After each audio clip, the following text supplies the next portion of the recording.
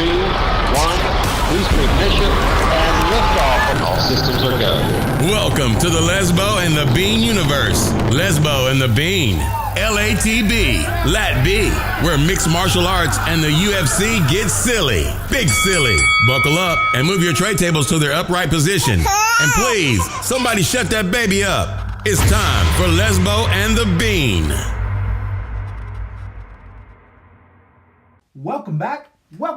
Episode 170 on the way. Wow. Right? 170.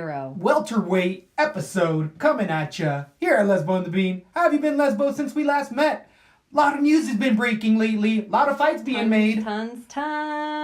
And you know what's fun to say? If you're listening to this episode, maybe you're one of thousands of people listening to this episode. Ooh, how fun is that? Thank you, fans, by the way. Growing. Lesbo and the Bean getting bigger. Growing. And maybe we're gonna have a little sponsorship soon. We'll see. We don't wanna talk about it. We're working on it, making contacts. If anyone ever wanted to sponsor us, we definitely would be able to take it on down. It sounds like a pet line product is trying to get in on it. I know, right now. Away. I was like, studio being invaded. Did we lock a cat in the closet? Not in the closet, but definitely want something to eat, apparently. Kicking off the welterweight episode with a bang. Some of the fights that have been brought up as of late. Why is it a welterweight episode? Because it's 170 pounds. Oh, yeah, that's about right. That's about right. So, Rose Vs versus Jessica Andrade. Right now, if I had to get out of this chair and fight, I'd have to fight D Woods. That's a really weird thought. Me too. # me too. Oh my god. That is. So you're saying you were not going to fight Colby Covington either? Let me see. Boom! Zinger! Who would I rather? Zinger! I would rather fight Colby than everybody else. Of those three names, so that's the fight I want. We'll announce the fights as they come along. But again, the hottest topic this week going in is pretty much Colby Covington putting Mr. Dana White in the UFC on blast. Did you happen to catch any of these said comments towards Mr. White? If they called Donald Trump, he'd be pissed because Donald Trump's comments are promises made, promises kept. And so, Mr. President, he would be mad at Dana White. He'd say this is bullshit. Yeah, I watched him. That's not my thoughts. These are Colby Covington's thoughts. But he really, I feel like Ariel Helwani broke it down the best in saying that the number one heel here, ourselves at Latby also said this, number one heel, what Helwani said that made a lot of sense to me, is they turned him into a baby face instantly, and he was our best heel. With the MAGA hat? With everything, everybody loved to hate him, and now everybody's rooting for him, as we are as well, because everybody knows Colby Covington with that interim belt. So you're saying the A in Anon stands for Ariel? That's a little inside. Dig deeper. Yeah, dig a little deeper. Look into it is all I'm saying. Just look into it, Ask Joe. Eddie Bravo if you need Just to. look into it, Joe. Ask Eddie Bravo. So, how do you feel about what Colby's saying? How he's coming at the UFC right now? He was the number one company man, he said, which I agree with. Well, he said, what does a welterweight, or not just welterweight, but what does the intercontinental belt? That's what I almost called it. What's the belt? Interim belt. Intercontinental, was that WWE or something? Like the next guy down where the intercontinental belt. The interim belt, what does it mean if not you're next in line for the championship? If we're going to fucking have them at all, which anyone who listens to the show knows I hate those. So if we're going to have these at all, what does it not mean for that? And then I also see the argument online. UFC fans, and I'm one of the fans where, yes, do I think Usman has a better shot at beating Woodley than Covington? Yes. That is irrelevant. They're like, you should want the best product put out there. You should want... Nope. The UFC wanted to let Colby have the opportunities that he's had because of his mouth. I didn't decide those fights that they let him have and the events and the call-out in the Intercontinental Championship. I didn't decide on that. They did. So they have to make it worth something for him. Unless ESPN's getting rid of him altogether. There's a new belt, new era. True, that was not released in 2018 due to the antics that happened towards the end of the year. So that's coming along. Dana White hinted towards soon. They might do away with him. I think that's a good point. just back to the interview a bit more. What I also loved about Colby going after the UFC is he started to air out some of their dirty laundry. Did you hear some of his allegations?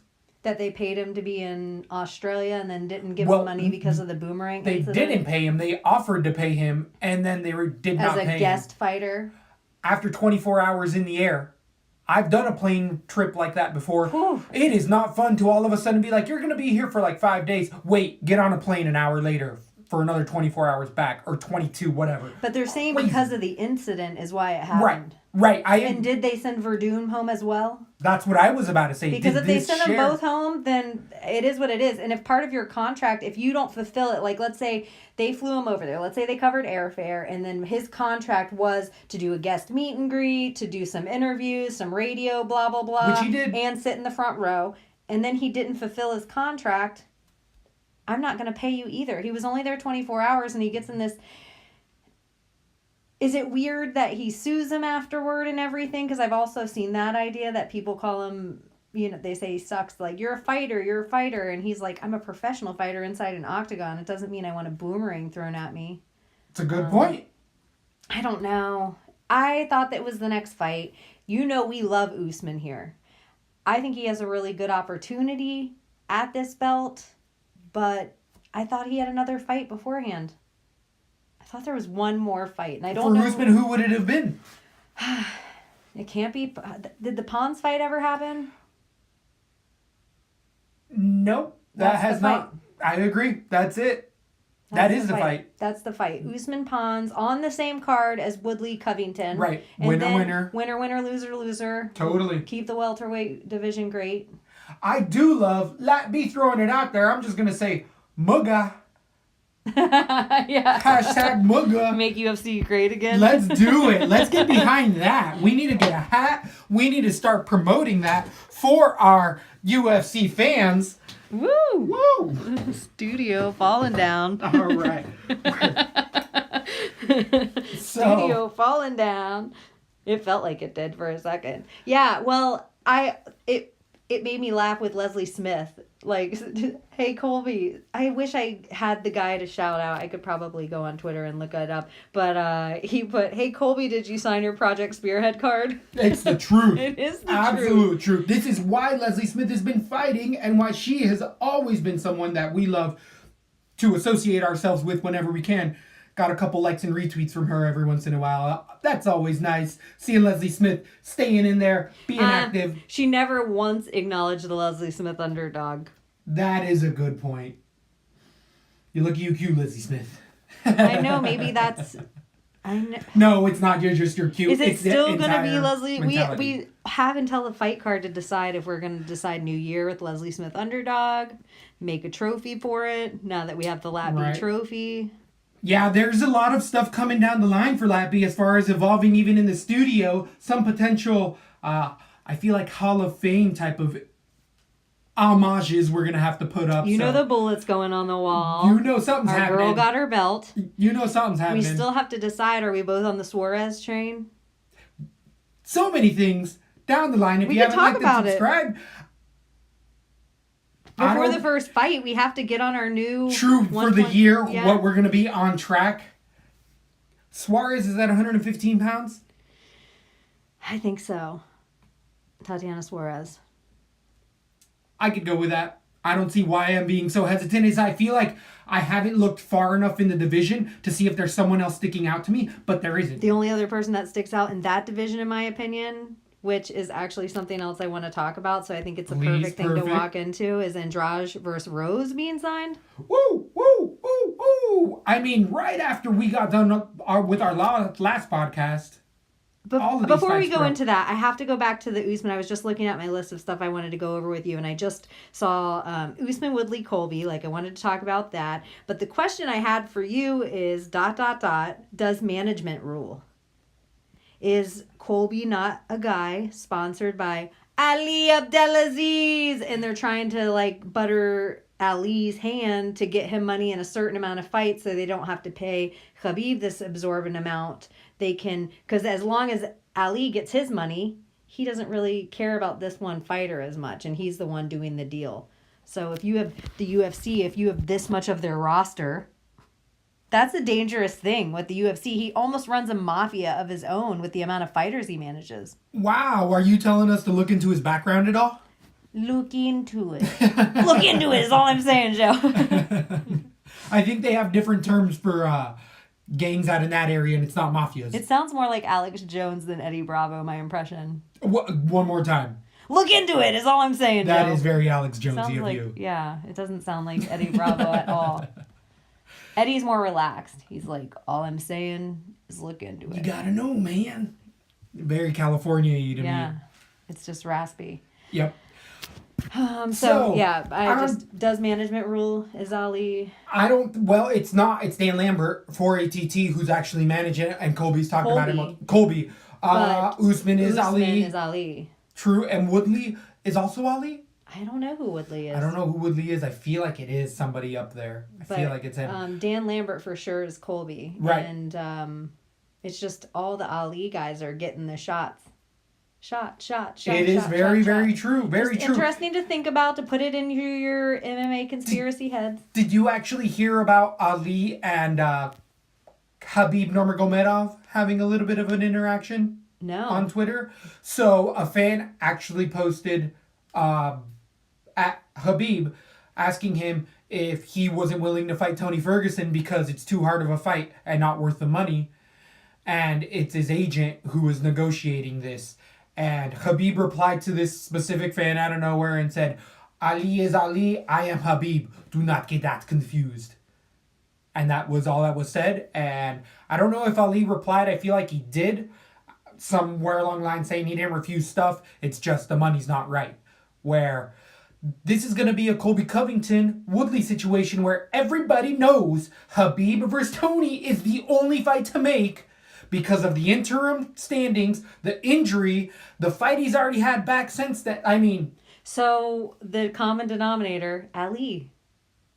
All the fights that everyone wants, one of the other side of the fight is an Ali person. Interesting. I think you have an interesting thread here. Gonna have to keep following it back to the source to figure it out. Yeah, we're gonna have to keep thinking about it, and for fights to be made, or also I watched a couple of fights that were super close calls that you can say what you will about them. Like I rewatched the Cejudo Demetrius Johnson, which is another thing I want to go into. And don't worry, everyone, we will get back to Andrade versus Rose. But it's just funny to me that how close that Cejudo fight was to Johnson, and Cejudo, guess who he's managed by?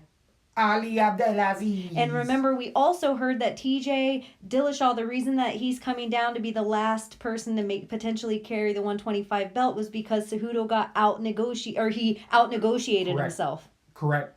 So what is going on over there? Is Ali trying to hold too much clout over the UFC? Is he trying to play next level mafia with the mafia? But it's entertainment now. It's not the mafia anymore. Well, it's never been the mafia. From what I understand, it's been... Fertitas? No, like... Middle Eastern organizations that may have terrorist ties. And as far as like his FBI file, it actually had him as... working with the FBI to specifically out. Oh no, I don't mean over. Ali. Oh, okay. I meant the UFC. Oh, okay. Mafia ties. Like, is he trying to? Is he doing next level? Well, I don't know. It's the UFC Mafia for sure. Yeah, I don't know. It's when you hold a monopoly, that's what you do. It's just funny that it'd be interesting to look into, or maybe ask MMA by the numbers. How many Ali? How many represented fighters also, but sketchy decisions that are close? Does it go to the Ali fighter? Oh, that's tough because you got to look at when they signed on, after they signed on, if they started to get sketchier calls. I like it. Fun thread. You got a little time. Conspiracy here. Okay, let's talk about Andrade versus Rose. Second title defense for Rose Namajunas. Second.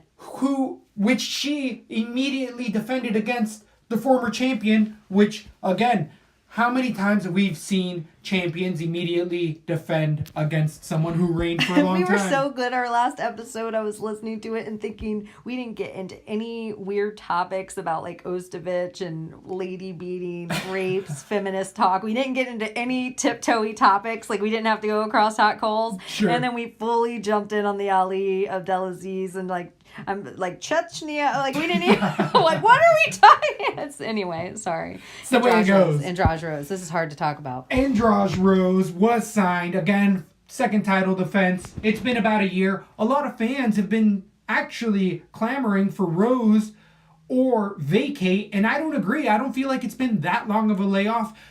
Usually it tends to be an injury. For Rose, it's been a mental injury. You know, she got that PTSD. Dollies will do that to you. So she's finally coming back, and she's fighting Andrade in Brazil. Jolene. And then she gets like PTSD every time she hears Dolly. I totally agree. But this is going to be out of Brazil going into... That was deep. That was a deep cut. Sorry. Do you feel like the Brazilian crowd and or Brazilian antics might play a role against Rose? Because I feel like that's another checkbox for Andrade in that fight. I know. Rose is like one of those people that she likes to overcome the things that scare her in a weird way. What could be scarier than being in Brazil fighting Jessica Andrade? Agreed. She is scarier to me per pound than Chris Cyborg. The John Lineker of the 115-pound division. She is a frightening Eats a shot woman. to get, like, she will eat 3 shots to give one that's way harder. And unfortunately, Rose doesn't tend to fare well against those type of fighters. Andrade's gas tank has looked amazing as of late as well. Yeah. So her body, she's looked leaner. If you look back to her previous fights, she looks just almost. Is this why they're fighting in Brazil? This is what I'm saying. Is this why they're fighting in Brazil? Just another check mark for Andrade for me, where I see a play on the underdog where it's going to be even money. I think this is 115 pretty much by now. I don't see a big favorite either way. If not, Andrade could be the favorite here. Brazil has such an enormous, loyal MMA audience that I almost feel like for a fighter, they almost have to fight in Brazil once in their career to get the Brazilian audience to respect and follow them. I don't know about that. I feel like Brazilians die hard for Brazilians regardless. I feel like they're But they loved Ronda Rousey. Sure. Andrade has fought in Brazil though before. I don't mean Jessica Andrade. Oh, okay. I mean Rose. I think for every fighter, I think they almost have to fight in Brazil. It's one of those it's like fighting in the U.S.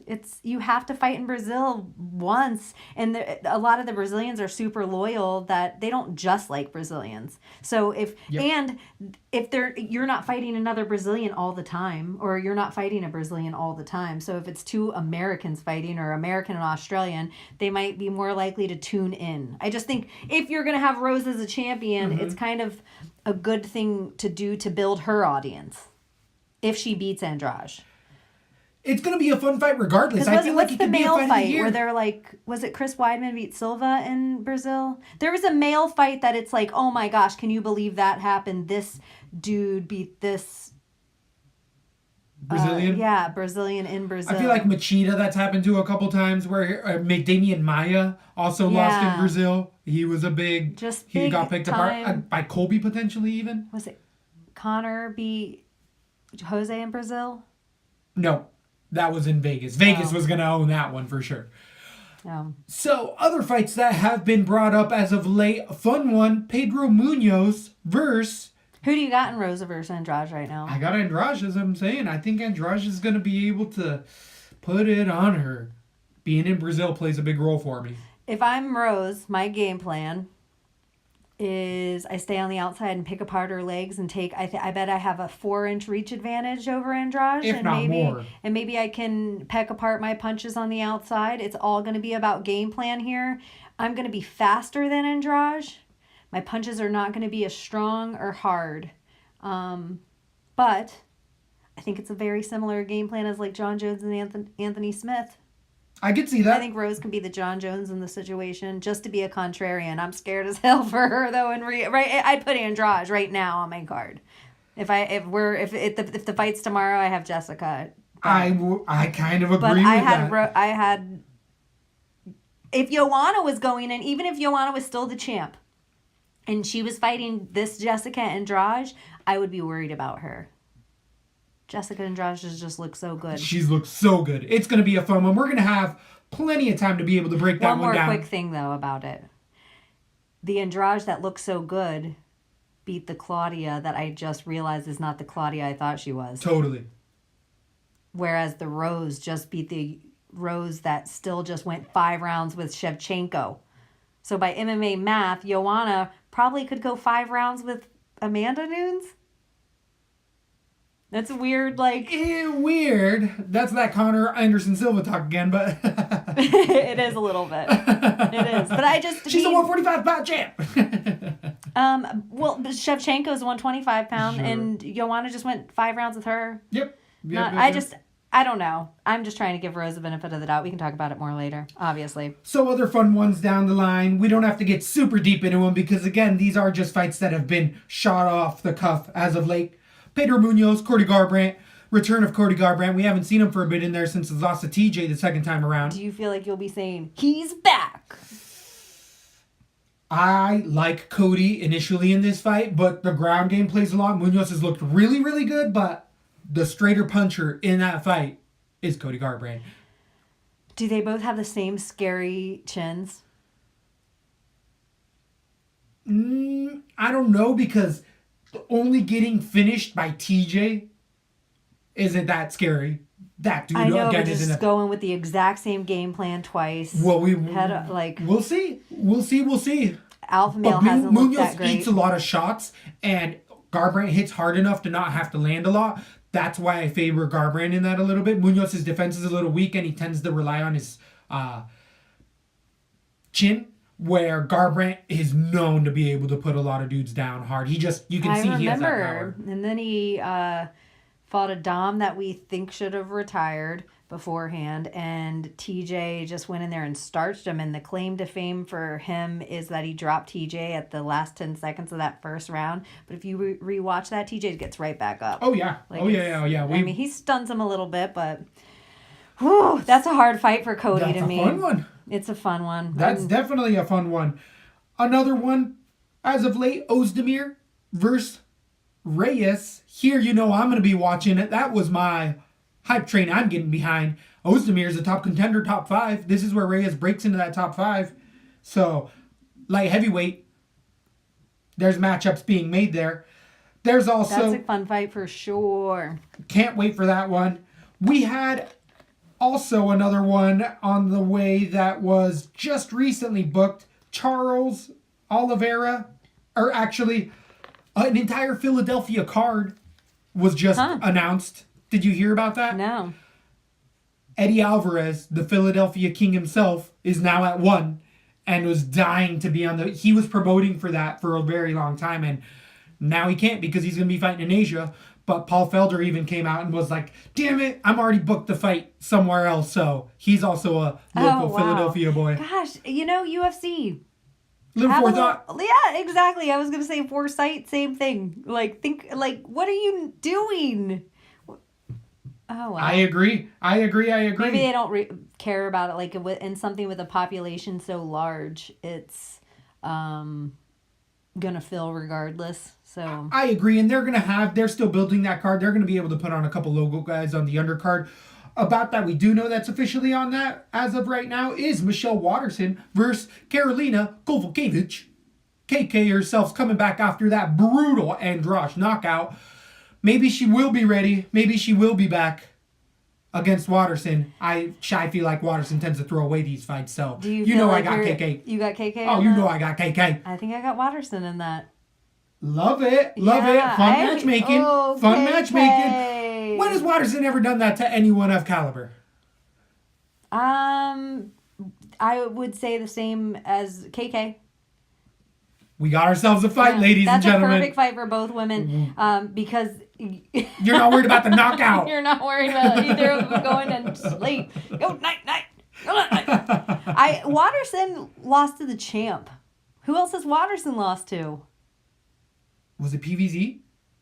She schooled PVZ, I thought. Oh, I could be wrong on that one. Maybe I'm wrong on it though. I wouldn't put money that I'm right. That's for sure. I have no idea. And I could look it up right now, but I just feel a little lazy. I should look it up. We're short enough into the show that I should look up. Another PVZ. One while you're officially confirming that one, that was as of late announced for that Brazil card as well in Fortaleza February 2nd is Charles Oliveira versus David Teymur. So one of the Teymur brothers getting in there. Oliveira on a heavy streak. I feel like that's going to be a pretty one-sided fight. A lot of people are going to be on that Oliveira train because he's looked good. He's a contender for turnaround of the year. So, Michelle Watterson's won by knockout 3 times, submission 9 times, decision 4 times. How many in the and UFC? A professional record. UFC, her last win was against Felice Herrig. Then right before that, she beat Courtney Casey. And then she lost to Tisha the Tiny Tornado, who we think she's a little badass. Totally. And then before that, she lost to Rose. She beat Paige Van Zandt by a rear naked choke. And before that, she beat Magana by a rear naked choke. So that's not... And then... Yeah, those are top contenders. She's only lost to arguably some of the 2 top women in there. The 2, yeah. So, Las Vitora, when was that? 2000? Oh, that was her kickboxing record. Okay. So, and then she is fighting KK, Carolina Cavalcavich. Oh I don't know why I with Watterson, I always tend to underrate her.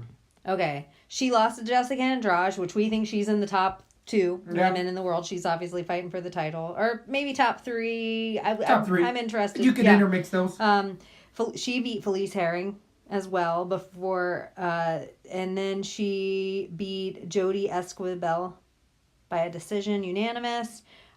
She lost to Claudia Gadelia, and then she lost to JJ. Also the top 3 in there. Well, this is where it gets KK, the fight that she wants to get back to. Obviously, she beat Rose Namajunas by a split decision. That's the fight she wants to get back to. It's a greatly matched fight. Great match fight. It's going to be a fun one. I can't wait for that one. With Oliveira... Either woman could fight for the title next on a win, and it's crazy because of that brutal knockout, but, in this division, it's not like it's swamp deep. True. Not like it's swamp deep. True. Out of that Brazil card... What was that? I was like... Charles Oliveira, David Teymur. That was, what's that, Waterboy's mom? Not like it's swamp deep. I don't know how she talks. I don't think she talks like that at all. She talks like, what's his name? Bobby Boucher. Yeah, exactly. Bobby Boucher. Bobby, get out of there, Bobby. Them wet sheets up there on him. You could do it. Is that Kathy Bates? Yeah, keep talking. I have to check that. So... Brazil's got a bunch of profile fights coming up. I know there's a bunch of other under ones on the way, but a fun little topic that did come about out of Brazil was Paulina Viana defending herself against a mugger with a cardboard shoe gun.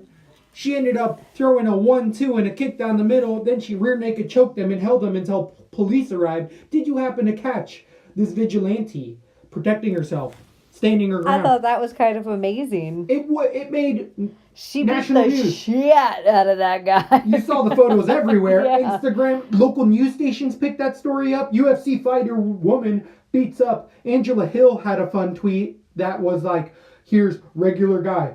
Oh, I feel like I could kick UFC women's fighter's ass. Real guy. And then it shows his face because it's the truth. It's the truth. A lot of guys, me included, are like, yeah, I'd be able to hold my own. And then I'd end up bloody pulp, passed out because I got rear naked choked. And I'm like, oh, damn. I stepped into I dug myself a grave. I think it's almost a similar thing as how, like, you just having trained wrestling or even trained military could take on a man 50 pounds more than you. Right. It's got to be similar to that. It's got to be like a similar gig for some MMA lady. It's like what you can do a trained person compared to the average Joe, but as long as it's not the average Joe Rogan. Oh. But you would never even think that guy was the average guy. He looks like he's teed out. He's a freaking exactly. Part of the wide neck gang. Off topic. I was thinking back to the John Jones fight. Another conspiracy, MMA conspiracy. Do. Weird. I know. One day, when we have tons of money on production, we'll have some button that does MMA Conspiracy. Coom, coom, coom, because here's another one. Do you think there was a rush to get the John Jones fight off for the FS1 contract in any way? And do you think even so of losing John Jones on the pay-per-view, do you think they were under some sort of... I have no idea. This is so naive, but I know those contracts are super detailed. Do you think there could have been anything involved that was like, must reach this amount of viewers? Because the viewership I saw was over $1 million. Like, or they had to pay some kind of money out on it? Or do you think there could have been something with more to it of that rush to put that card on in California? I could see that because I can't remember who was making up these points, but it is a very valid point. ESPN is Disney. And when you're Disney, do you want a drug addict, a former drug addict who has hit and run pregnant women on your first card or as a part of your logo initially? I don't know how much but I do agree that there is something there. I guess I was just diverging onto the Disney aspect of it because it is a company that does affect its subsidiaries. You don't get in bed with Disney and they leave you alone. Yeah, I think it's it's one of the 6. Exactly. There's only 6 conglomerates that own every media company in America. UFC Conspiracy. It always gets deep. Yeah. But I just thought... I think you have a good point. I totally could see that.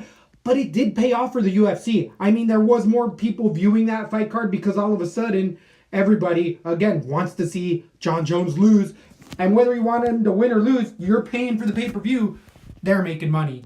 It worked out in the end for them. It got on more news channels, got picked up by more sources because of the asinine things that happened. Pictogram, everything in between. Wow. So weird. Unbelievable what a way to finish out the year for the fans. Again, we have the 19th. Weird. Yeah, it was a weird throwback. We got the 19th until we have a stacked card. Stacked, but Absolutely not as stacked as... Have you looked at UFC 235? Yes. Please name off some of the bouts on Just them. some of They're them. Unbelievable. Zavit Stevens. Woo! Crazy good fight. Right now, who you have in that?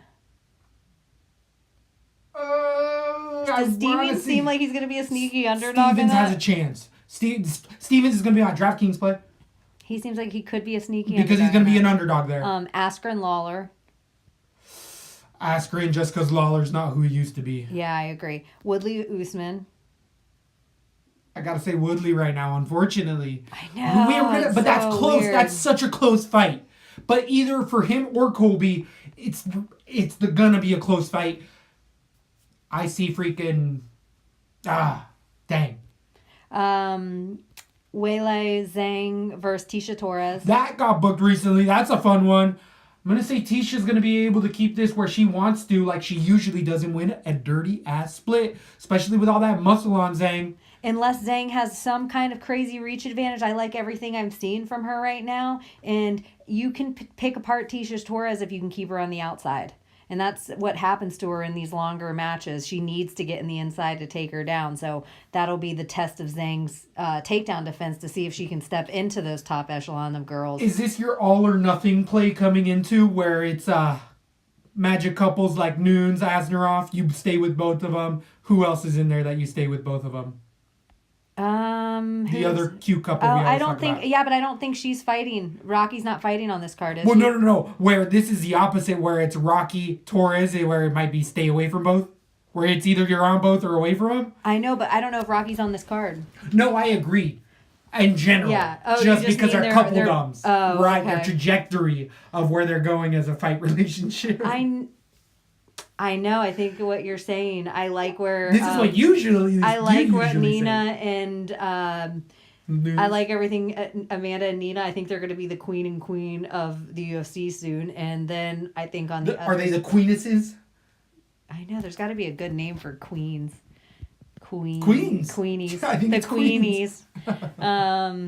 The lioness and the lioness. It's weird. Yeah, so that fight's good. That is a fun one. Diego Sanchez versus Mickey Gall. Well, you got to pick Mickey Gall there. Diego Sanchez finally, out of all the people we've seen call him out, and could we see Mickey Gall hand select his opponents anymore? More than anyone, we've went over this multiple times, but he picks fights that he can win. I think crazy good fight on that card. Holly Holm, Aspen Ladd. Interesting. Where do you at? I mean, this is going to be, again, a symphony for the years. There's going to be all sorts of screaming going on, but I got Holly. Give me some of that horse-fed booty. I know, I agree. I think Holly wears out her cardio there and just plays the entire fight as that much smarter of a fighter. I think Ladd comes in yelling, and Holly's like, what? And then they both slowly wear down because Aspen usually gets them out of there sooner.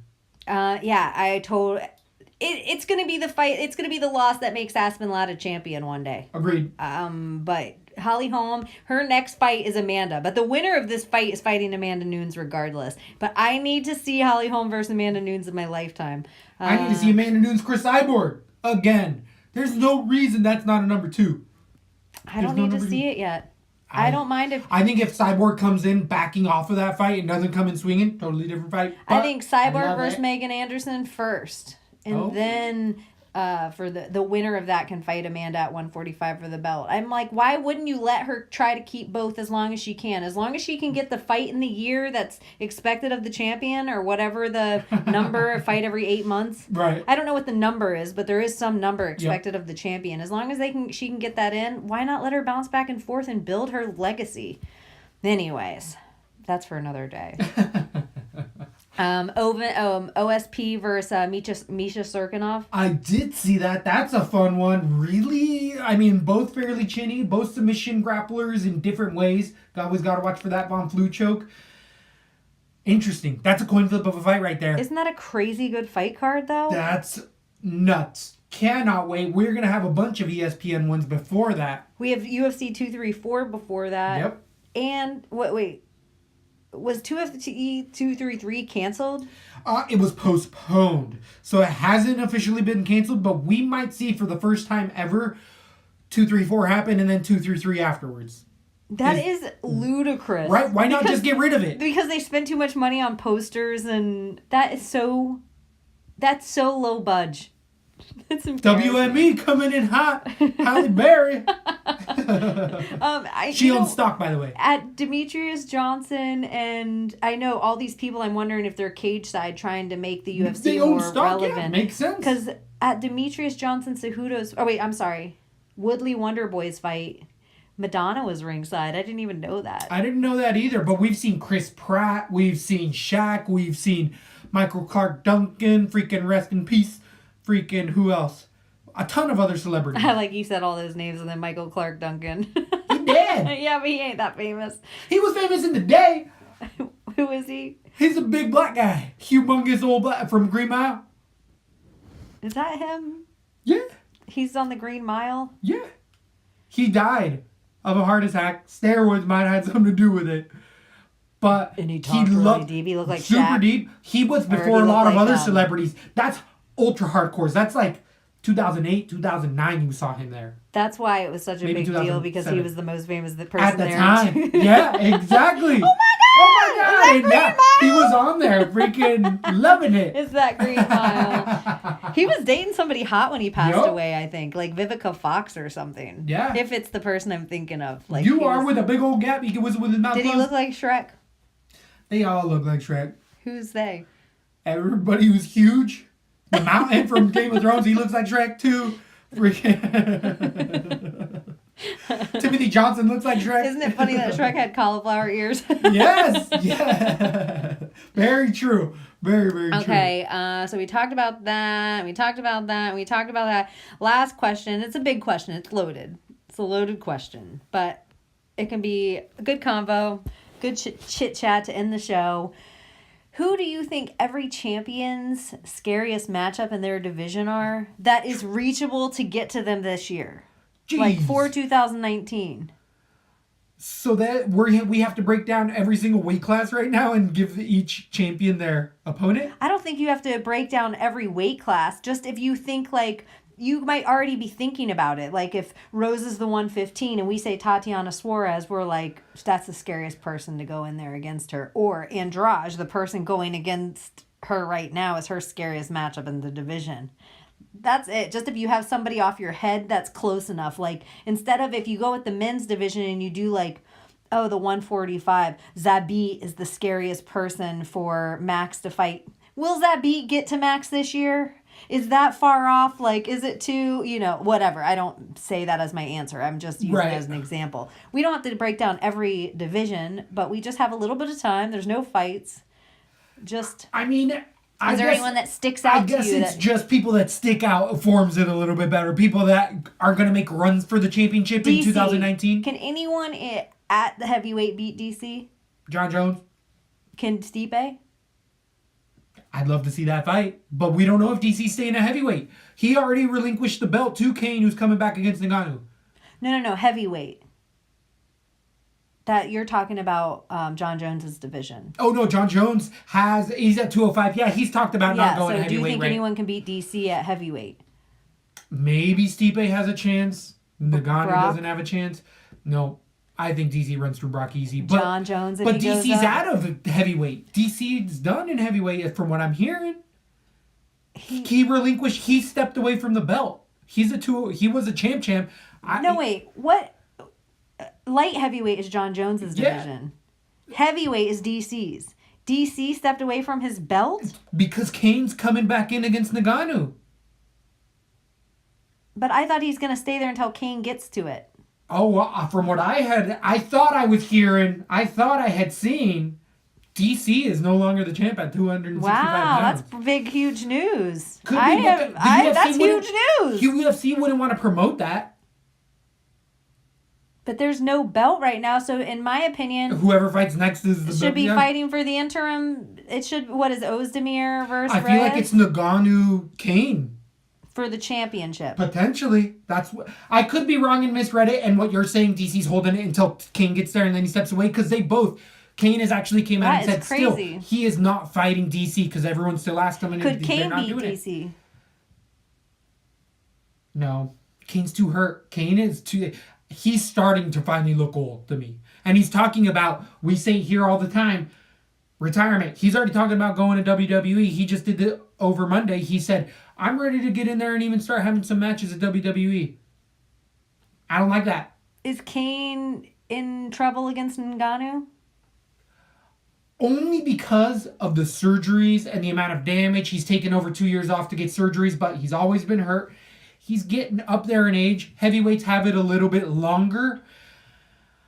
Ngannou always has a puncher's chance, but if there's anyone to beat Ngannou, it's a wrestler. A real wrestler. Yeah, true. And that's Cain Velasquez. True. But Kane is very worn at this point in time. Can anyone beat John Jones at 205? No, I don't think so. Is he in any kind of threat at all against Anthony Smith? Not at all. But I do feel like, as we were saying, some of the contenders, I see Reyes being a contender at 205. This in the 2019, like they give him 2 fights, and then at the end of the year, he fights John Jones. Or who's ever at 205, depending on how it all snorts out. Damn. Damn, John Jones is scary. I think Volkanovski at 145 pounds, we can see him get a title shot at 145 pounds. He was calling for Max. Do you think he's a threat to Max at that? I like that. I think there's interesting stuff there. He said Max has never fought a true wrestler. Agreed. There's a lot of fun stuff there. Like I'm saying, that's someone I see at 155 pounds throw a freaking dart at a board, and you're gonna get somebody who's contending at that division. But a threat right to Khabib? Tony Ferguson. Did I have to say that? Did I have to say that? Some of them are going to be so fast. Welterweight. Usman's the only threat to Woodley. Covington as well. Maybe in just there, those 3 guys. He's the interim, yeah. And only because he's telling us he's the cardio king. Right. But at 170, there's still other killers on the way that we're going to see contest for this belt at 170 pounds. But maybe not this year. Maybe it's tied up in this talk. Right now, they're really tied up. 85, Adesanya, obviously, is all super hyped. We just did 205. Who else? At 135. Adesanya versus Bobby Knuckles is going to happen this year. Oh, that's a fun one. And it's going to happen in Australia, and it's going to be this huge beast of a card. Like UFC Sydney is going to be them versus each other for this like quarter world championship. Right. At 35, I mean, there's a stack, but it's the 125 35ers all being held talking up. like he's just going to walk through Anderson Silva. It's still a fight, but again, Anderson Silva's in the Cain Velasquez rung of his career he's as like well. over 40. Right. And that's that new style. At 135, do you see anybody who's an immediate other than the 125-pound champ, apparently? TJ, in my opinion, he's my P pound for pound. I actually, though, think Cejudo is going to be a really good fight for TJ in just how he measures up against the 145. In my opinion, if TJ gets through Cejudo at 125, he can step up to 145 and think about becoming a triple champ. Because all the guys that he has, his first matches, I think TJ Dillashaw versus Frankie Edgar at 145 is a slayer. But I want to see how TJ looks against a guy like Cejudo before we throw him up. Right. Because there is the guys who are the gatekeepers at the beginning of the top 10 are all wrestling heavy guys. So, gosh, TJ versus Volkanovski. I love TJ at 145 as much as I love Max at 155. I would agree with that. I could even see Max going up to 155 pounds this year, easy. What about TJ versus Max? That's a crazy fight. Anyway, but TJ, I need him to get through Cejudo first because I do think it's crazy wearing on your muscles to stay at this low of a weight for... Totally agreed with that. But there's, at 35, there's, again, monsters chomping at the bit. Hassan Lineker, freaking... Aljamain Sterling's made a name for himself back in there as well. Zabit, he might be, he's 45. What about on the women's side? We talked about Tatiana. In my opinion, I think the Bullet easily holds the 125 belt until she gives it up when her sister gets there. If her sister gets there. But I think the Bullet comfortably holds that title all year. I think she's the Max Holloway of that. For this year, she's the DJ there. She's the Demetrius Johnson of the time. Yeah, and I think Holly's the only one that could take Amanda out. Interesting. I mean, there's still multiple fights, but this is 135. Nina, you think Nina could take that belt this year? Can you imagine if Nina's fighting for a title this year? That could really happen. I could see that, but I don't know if I necessarily give Nina that win, but it's going to be a fun one. At 35, all those 45ers that were at the Tough House all have moved down. So Chieson, even though she's got a couple fights left, she's going to be fun. Her competitor, her friend in there, I can't remember the name off the top of my head. She's going to be, 35 is stacked up. 45, not looking so good. But 35 for the ladies is going to be a fun division prediction for 2019. I know it's a little disappointing for Megan Anderson and Chris Cyborg with the lack of talent at 145. But if they've spent a little time at 145 instead of everyone going down to 135 now, but that division needed help. The 125 division we thought was worthless to even talk about, and now there's actually some interesting women coming through that. Totally. Everything changes, but it has to be there. Viana's got to be in there. Where is she at? 125? 115? Who? Polyana Viana, who just beat up a man. Oh, yeah. I mean, she's knocked out quite a few women in there. She's been an underdog that's come through. That's how you need your adrenaline to bust in a fight. That mugged, you got that mugged adrenaline. You got that, I'm getting mugged adrenaline right now. You're going to go take a freaking, what is that? Mug shot after this. You got that mug shot. You got mugga. Yeah, you got mugged. You got mugged in That's there. our whole name of our episode. It'll be Mugga, Make the UFC Great Again. I love it. I know. I guess that's it. Thanks for listening, you guys. Make sure you like and subscribe everywhere. Oh, guess what? One more thing. We Patreon to the Top Turtle podcast. What? You're welcome, Top Turtle. Send the love this way. I want that B-shot. Oh, dang. Calling her shots. Let's go. Calling her shots. I'm going to put it right Need here. it. We want it. I'm going to put it right here. We can't stand not having it. Yeah, so we haven't asked for any Patreon yet. So, yeah, maybe you want to go Patreon them. Maybe you want to Patreon them. Let's move the beat. Thanks for listening to Lat B. For all things Lesbo and the Bean, head over to lesboandthebean.com or follow us on Instagram, Facebook, and Twitter.